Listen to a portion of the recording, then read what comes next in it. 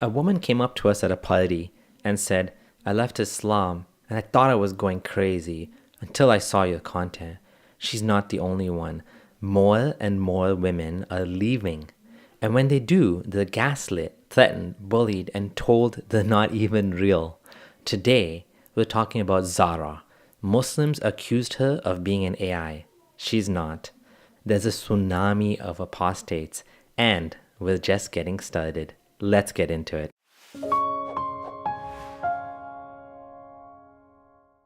It's not every day that I come across an ex-Shia convert, but today is that day, my friends, and I wanted to introduce to you Zara, a Slavic ex-convert to Islam.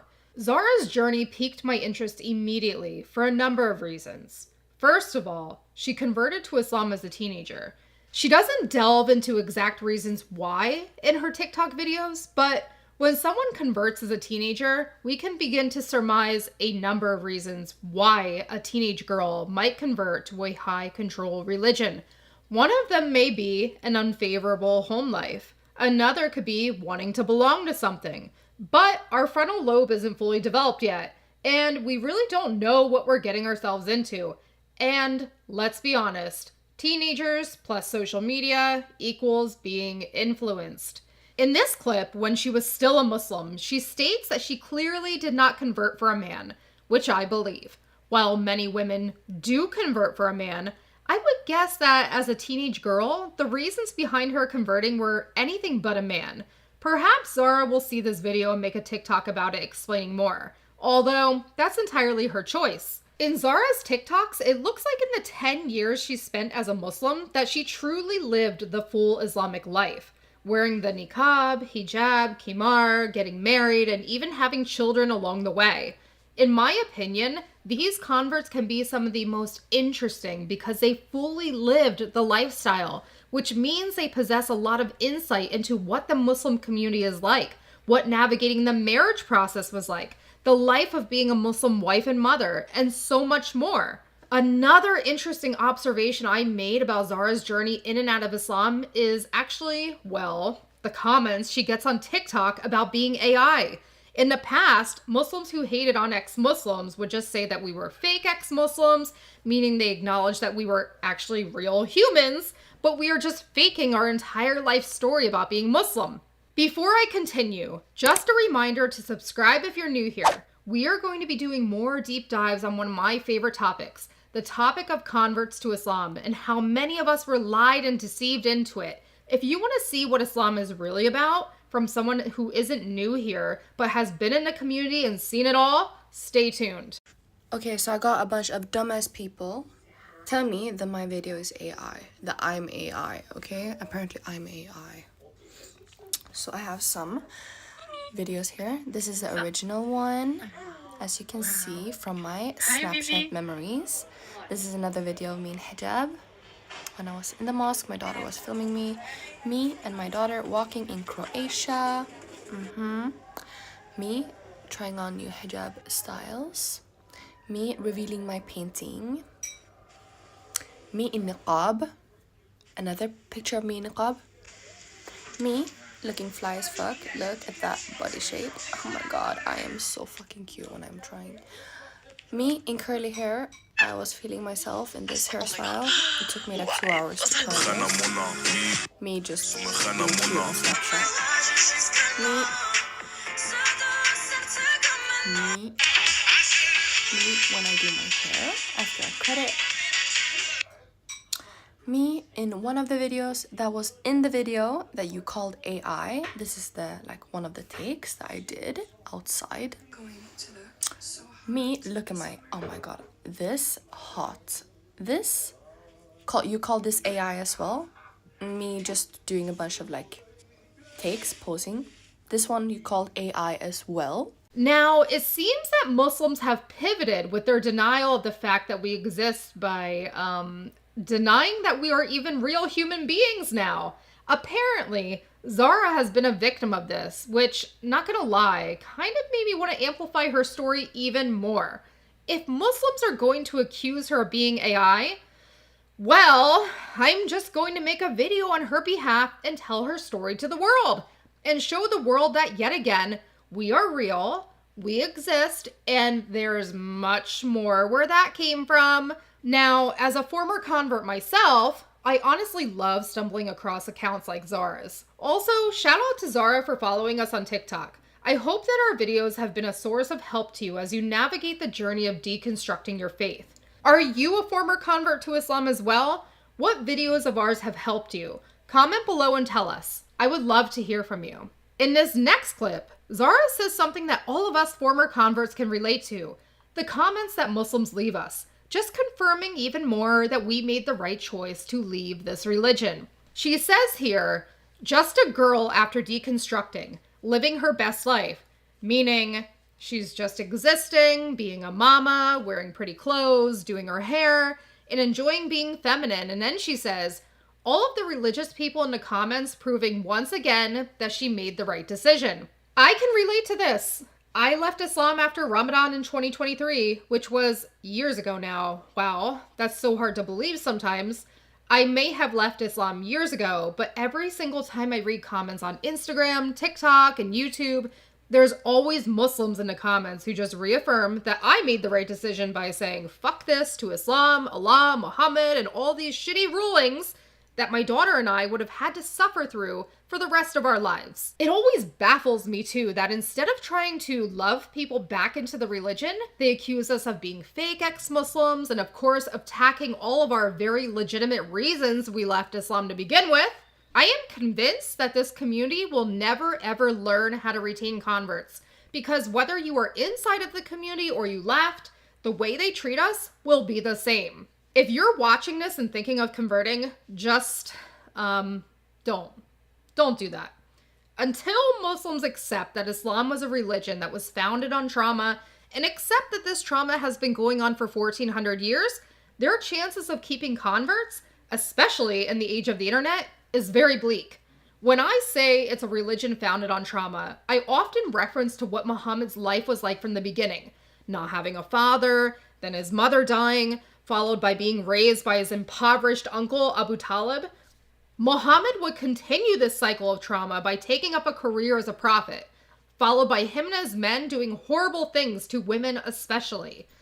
Let's talk about the most famous example first. Aisha being married to Muhammad when she was 6 and he was 53. According to the fuqahas and the majority of the scholars, the legal age for marriage, for consummation of marriage, is after they reach the age of puberty. And the age of puberty keeps on differing depending upon different countries, depending upon different climate, depending upon the diet. And before the age of puberty, you can contract the marriage but cannot consummate. According to Sheikh Ibn Taymiyyah, he says even contracting the marriage before the age of puberty is not recommended unless there is a dire requirement where you know that you may not get such a husband and you contract the marriage. No, don't give me that bullshit, Muslims, that things were different back then and blah, blah, blah. No, Aisha was a child and there was nothing inherently better about marrying a 6-year-old in the 7th century versus today. Children's brains did not evolve backwards to be more mature then and immature now. The desert environment had nothing to do with her maturing faster either. A desert in the 7th century is not the ideal place for life to thrive, which I might argue is why Aisha was sick and her hair fell out. Islam is probably the most feminist religion there is, very much protective of yes, it is certainly Middle Eastern countries that are most well known for their feminism and freedom for women. It is. The Middle East. If they're practicing Islam, yes. So you're saying they're all practicing it incorrectly? Next up on the menu of Islamic trauma and crimes against women is Muhammad allowing up to 4 wives and endless concubines for his men. In Islam, a man doesn't have to inform his first wife he is getting a second, which is a form of, let's be honest, halal cheating. Is it true in Islam that a man first has to get his wife's permission or approval to get a second wife, and so on? The answer is no. There's nothing in Islam that compels or obligates a man to seek his wife's approval or permission to get a second, third, or fourth wife. Otherwise, he wouldn't qualify to be a man. This is a decision taken by the man of the house. Now, I know this may sound cold, but this is a fact and the harsh and hard reality that we have to accept. There are decisions that can only be taken by men as the guardians, as the protectors, as the alpha of the house that controls everything in the house. Otherwise, if you have two captains on the same flight, one says descend and one says go up, you're going to crash. So this is how life is run. You have to have a ruler and subjects and citizens. You have to have a boss and subordinates. You have to have a husband and a wife. There are tens and hundreds of reasons why a man may need and require to get a second wife.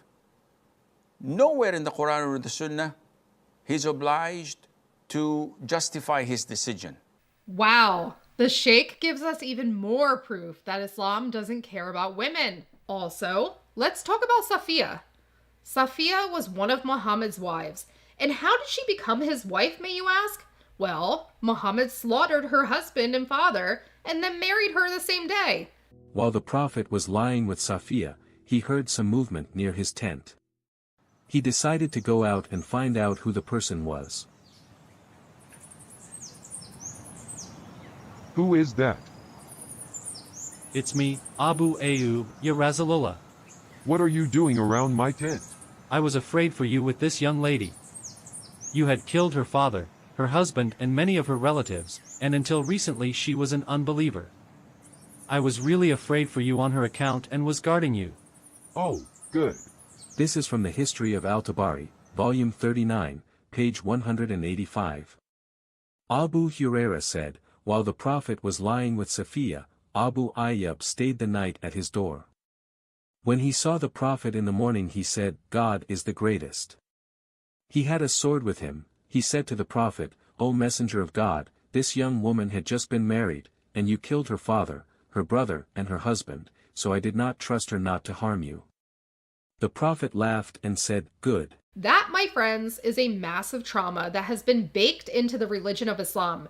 Violence. In fact, Muhammad even allowed the killing of innocent women and children simply because they were polytheists. This is what he said about kindness and compassion. The Prophet was asked about attacking the polytheists at night when their women and children might be killed. He said, they are from them. Talk about the nicest, greatest man who ever lived. Those aren't my words, though. They're the words that Muslims use to rope all of us former converts into this shit. Literally take him as a role model. They lie and withhold sources like this and hope that we become too brainwashed and indoctrinated to even bother reading hadith like this. It's a true win for Muslims if we read this and just turn on the cognitive dissonance button and make excuses for Sahih hadith like this. That's how many women are surviving in Islam these days. They're cherry-picking rulings and denying that Muhammad did anything the authentic sources say he did. So, what else is traumatic for women to cope with in Islam that makes us eventually question and leave the religion? Well, Hori Alain never renders a conversation from Muslims or imams that is either easing our doubts or comforting us in the slightest. We are told that there will be no jealousy in Jannah, so we shouldn't worry about our husbands gangbanging translucent hori hos for all of eternity. So a woman says, okay, if Allah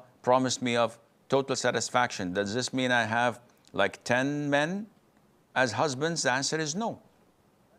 Then where is the satisfaction? Well, who promised you of being satisfied? Allah. Capable of satisfying you with one husband of yours? She said, yes. But why my husband is having more than one? Are you questioning Allah's justice? Are you doubting Allah's promise? This is shaitan messing up with your head. You have a promise from Allah that He will satisfy you. Accept it. And don't go further. Because if you go further, this is how shaitan would deviate you from the straight path and maybe put you in the danger zone of falling into apostasy, rejecting Islam altogether. We are also told that since women are never specifically mentioned as to what we get in Jannah, that we will just get whatever we desire. Except for a loyal husband, that is, because Jannah is an internal orgy. Many Muslim men aren't even waiting until Jannah. They're just cheating on their wives and taking secret misyar wives instead of waiting for the grand finale Muhammad promised them in the afterlife. I laugh when people like Muhammad Hijab and Ali Dawa get together with their little buddies and complain about women and feminism. Because another big reason converts leave Islam is because of the ridiculous amount of control men are allotted over us, all prescribed by Muhammad and Allah forever and ever. In Islam, a woman is property. Her first owner is her father. Then she's handed over to her husband to become his property next. Speaking of property, women also inherit less than men in Islam. Women have restrictions on the way they dress, behave, talk, and even whether or not they can work outside of the home, to name just a few things. When women convert to Islam and marry a Muslim, that's when so many of us get first-hand experience with what it's like to be owned and controlled by another human being. Are you sure you're allowed to speak out against your husband? Sorry. Continue. I mean, technically not. Many converts find themselves married and divorced multiple times because they keep getting wrapped up in men who are controlling and abusive. I don't want to be married right now. I can't afford daycare. Me? Yeah, I can't. Like, You don't want to be married to him? no.